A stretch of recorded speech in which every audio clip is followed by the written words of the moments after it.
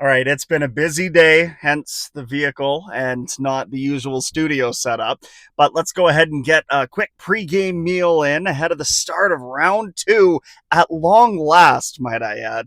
Round two of the playoffs, the Oilers taking on the Vancouver Canucks. Now, this one obviously means a lot for me, being the BC born kid and now living in Alberta for 8 years. This is this is wicked to see the fans this engaged at the same time. A little bit difficult to see them going to war, especially when they turned on me for about a 24-hour period. We're all good though, and I hope that that same intensity carries over onto the ice. So too do the Oilers, because their special teams are really where they separated themselves in that series with the Los Angeles Kings in round one. Perfect 12 for 12 on the penalty kill. Don't kid yourself, that's not going to happen again.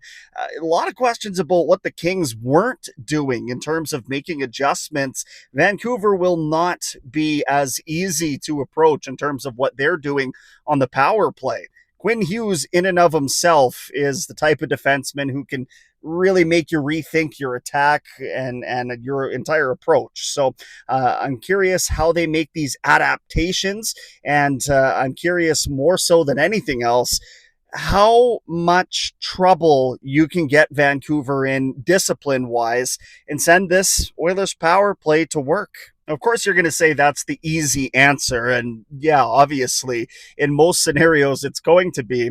But Edmonton's power play was just about 50% against LA in that first round. So if I'm looking at that from Vancouver's perspective, I'm really worried about putting it to work at all. So while I try or want to try to be physical, I have to bear in mind that every time I try and toe the line, there's a chance that I'm putting McDavid and that company to work.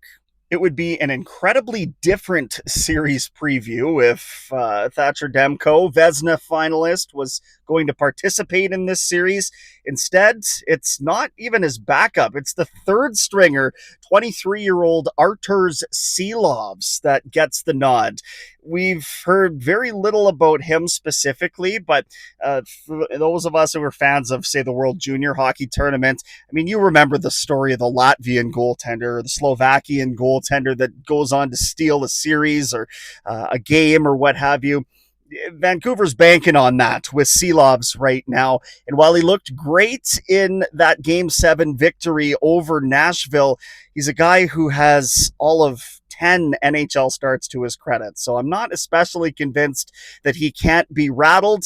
I'm also a little bit worried that he could go ahead and steal a game or two. So get some pressure on him and make sure that you can crack the foundation that Vancouver is no doubt going to try and build in front of him with all those big defenders they boast. Now, Adam Henrique suffered an injury in that Game 5 victory over LA, so he will not play in Game 1 tonight.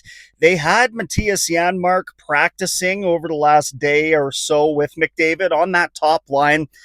Maybe a few shifts there to be had, but I suspect more of a rotation will be in place by the time the actual game gets going here at 8:20 on Wednesday night live in Vancouver.